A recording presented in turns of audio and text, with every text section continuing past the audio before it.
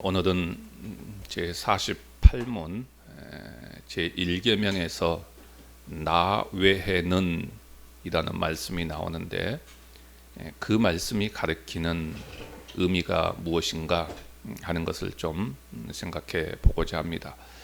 자, 거기에 있는 답을 먼저 우리가 한번 좀 같이 읽어보도록 하겠습니다. 나 외에는 이라고 하는 의미가 어떤 것을 가르치고 있는 것인가를 말해주고 있는데, 자, 제1계명에서 거기서부터 읽어보겠습니다. 시작. 제1계명에서 나 외에는 혹은 내 앞에서라는 말씀이 우리에게 특별히 가르치는 것은 모든 것을 보고 계시는 하나님께서 우리가 조금이라도 다른 신을 섬기는 죄를 능히 특히 눈여겨보시고 매우 싫어하신다는 것입니다. 아멘. 지금까지 우리가 제1계명을 살펴보면서 제1계명이 요구하는 것이 무엇인가 하는 것을 살펴보았고요. 또 제1계명이 금지하는 것이 무엇인가 하는 것을 이제 살펴보았습니다. 자, 오늘은 좀 더 나아가서 제1계명에 보게 되면은 나 외에는 이라고 하는 단어가 있습니다. 자, 이 나 외에는 이라고 하는 말씀이 특별히 우리에게 가르치는 것이 과연 무엇인가 하는 것을 좀 생각을 해 보고자 합니다.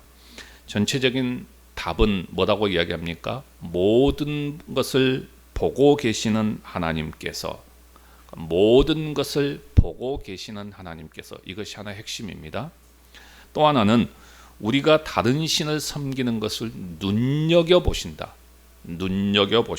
그리고 그것을 싫어하신다 하는 것을 가르치고 있습니다.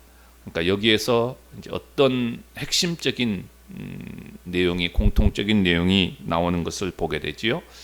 자, 그러면 좀 더 이 부분을 세분해서 좀 한번 살펴보겠는데요. 먼저 나 외에는 이라고 하는 말의 의미입니다. 자, 출애굽기 20장 3절에 보면은 제1계명을 이렇게 말하고 있습니다. 너는 나 외에는 다른 신들을 내게 두지 말라. 이렇게 말씀하지요. 자, 여기서 나 외에는 이라고 하는 단어가 나옵니다. 이 나 외에는 이라고 하는 정확한 단어의 의미를 좀 우리가 알아야 되겠다 하는 것이죠. 나 외에는 이라고 하는 이 히브리어는 알파님이라고 하는 히브리어 단어입니다. 알파님. 그러니까 이 여기서 알이라고 하는 것은 뭐뭐 앞에서라는 뜻을 가지고 있고요. 파님이라고 하는 단어는 얼굴이라고 하는 단어입니다. 그러니까 직역하면 내 얼굴 앞에서, 그런 의미죠. 내 얼굴 앞에서 다른 신을 두지 말라. 그런 의미죠. 내 얼굴 앞에서 다른 신을 두지 말라. 나 외에는 다른 신을 두지 말라. 이 말은 내 얼굴 앞에서, 내가 보는 앞에서 다른 신을 두지 말라. 그런 의미입니다. 그러니까 나 외에는 이라고 하는 정확한 번역은 나의 앞에서, 내가 보는 앞에서, 이런 의미죠. 문장 전체의 정확한 번역은 이렇게 번역하고 있습니다. 너는 잊게 말라. 다른 신들을 나의 면전에. 이렇게 히브리어가 번역이 되어지고 있습니다. 그러므로 우상 숭배의 정확한 의미는 뭐냐 하면은 하나님의 면전에서, 그러니까 하나님이 보는 앞에서 다른 신들을 섬기는 것입니다. 그러니까 이게 지금 이제 우리 한글 성경으로 번역되어 있는 뉘앙스와 여러분들이 잘 구별을 하셔야 됩니다. 자, 한글 성경에서 이 부분을 보게 되면은 나 외에는 다른 신들을 두지 말라라고 말하죠. 이렇게 읽을 때에 그것이 단지 하나님 말고 다른 신을 섬기는 것처럼 해석이 되어지죠. 나 외에는 다른 신을 섬기지 말라 그랬으니까 하나님 외에 다른 것들을 섬기지 말라, 이런 뉘앙스로 우리는 해석이 되어집니다. 이때 여기에는 다른 신을 섬기는 것에 대한 하나님의 불꽃 같은 눈, 하나님이 보고 있는 불꽃 같은 눈이 포함되어 있지 않다는 것입니다. 그러니까 이것은 단지 두 신 중에 하나를 취사 선택하는 것 정도로만 보인다는 것입니다. 하지만 히브리어의 정확한 번역은 사람이 다른 신들을 자신에게 두는 것은 하나님의 면전에서, 하나님이 보는 앞에서, 하나님의 얼굴 앞에서, 하나님 앞에서 행하는 일이다 라고 가르치고 있는 것입니다. 그러니까 히브리어로 보았을 때에 제1계명의 강조점은 뭐냐면은 내가 보는 앞에서, 이 의미입니다. 내가 보는 앞에서. 그래서 거기에 답도 뭐라고 말합니까? 모든 것을 보고 계시는 하나님께서, 그렇게 말하죠. 모든 것을 보고 계신 하나님께서 우리가 조금이라도 다른 신을 섬기는 죄를 특히 눈여겨보시고, 이런 단어들이, 이런 설명들이 거기에 나와 있지요. 그래서 1계명에서 강조하고 있는 의미는 다른 신들, 하나님을 제껴놓은 다른 신을 섬기는 것, 이 정도의 의미가 아니라 하나님 앞에서, 내가 보는 앞에서라고 하는 의미입니다.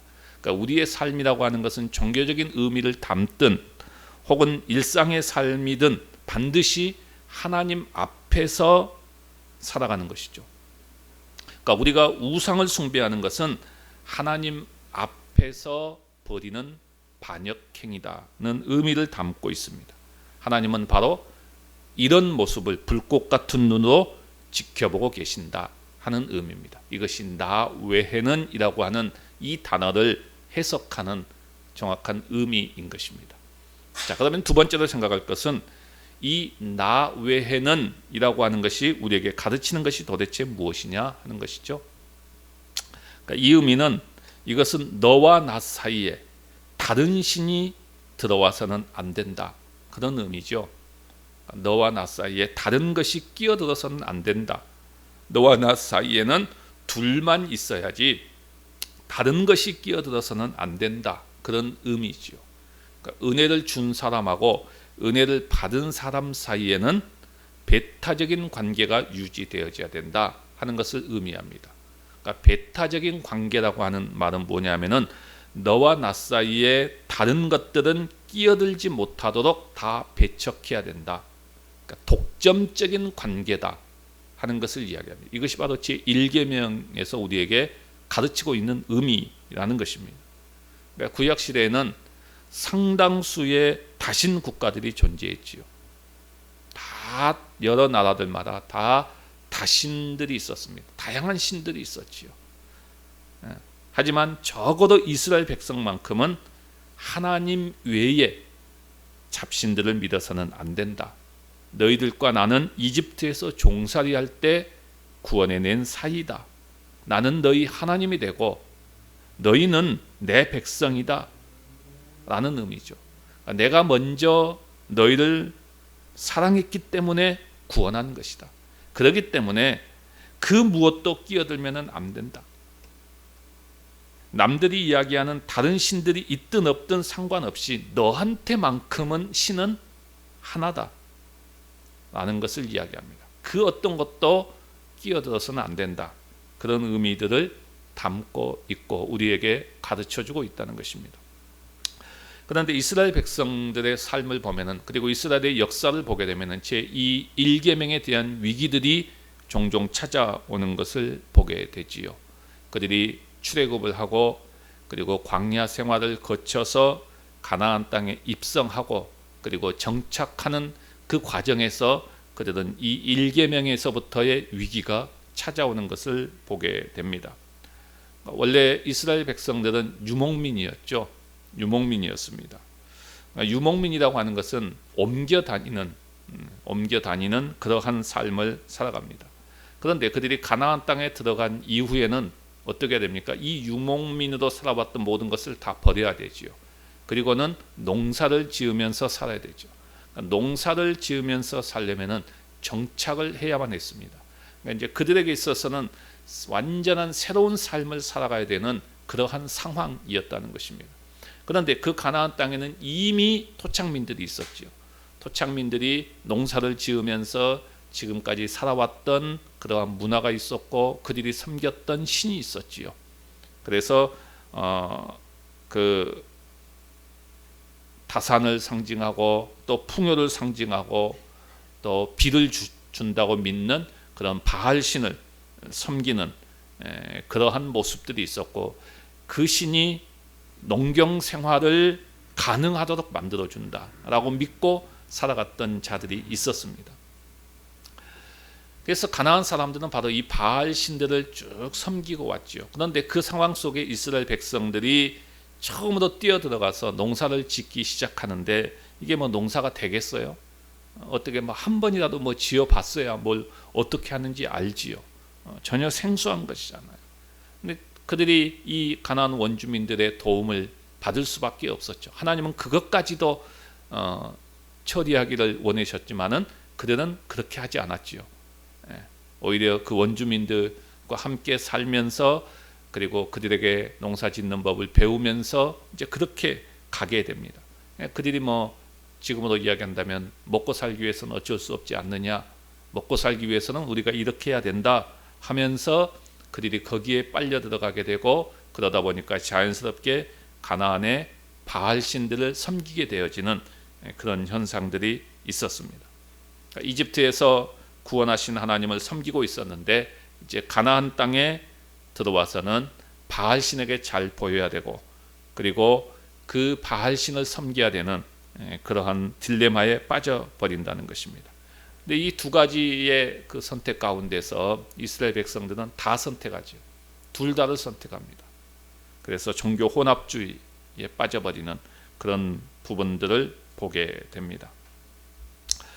근데 이런 것들은 뭐 그때만이 뿐만이 아니라 지금의 오늘의 우리의 모습 속에서, 그리고 또 그리스도인들의 모습 속에서도 이런 모습들은 굉장히 많이 찾아볼 수 있는 모습인 것입니다. 그러니까 이런 것들이 다 일계명에 대한 위기인 것이죠. 그런데 하나님은 이런 모습이야말로 일계명을 범하는 것이다 라는 것을 가르쳐 줍니다. 그러니까 하나님과 우리 사이에 그 어떤 것도 끼어들어서는 안 되는데, 다른 것이 끼어들어온 것, 그것은 바로 일계명을 범하는 것이다. 그러면서 하나님은 이 일계명을 잘 지키면 내가 너희에게 풍요와 번영과 안정을 줄 것이다 라는 약속을 합니다. 그러나 이 일계명을 범했을 때에 너희들은 어려움을 당할 것이고 심판을 받을 것이고 위기에 처하게 될 것이다 하는 것을 분명히 이야기하지요. 이스라엘의 역사를 보게 되면은 이 일계명에서부터 계속되는 위기 속에서 걸어가는 것을 보게 됩니다. 물론 그 역사 속에서 이 일계명의 위기를 단호하게 끊으려고 했던 선지자들도 등장하지요. 그리고 그런 모습들을 단호하게 또 보여주기도 합니다. 그러나 잠깐이지요. 잠깐입니다. 그들은 또 일계명의 위기 속에서 또 살아가게 되고 일계명을 범하게 되는 것을 볼 수가 있다는 것입니다. 그러니까 이걸 보게 되면은 사람이 살아가는 데 있어서 우상 숭배를 청산하고 우상을 멀리한다는 것이 그렇게 만만치 않다는 것입니다. 만만한 문제가 아니에요. 우리도 이 문제를 가볍게 볼 문제가 아니라는 것입니다. 내가 우상 숭배하지 않는다라고 단호하게 이야기하는 것 같지만은 실제로 우리의 삶 속에서는 내가 다른 것을 의지하고 있고 하나님과 나 사이에 다른 것이 끼어들어와 있고 그런 게 있다는 것이에요.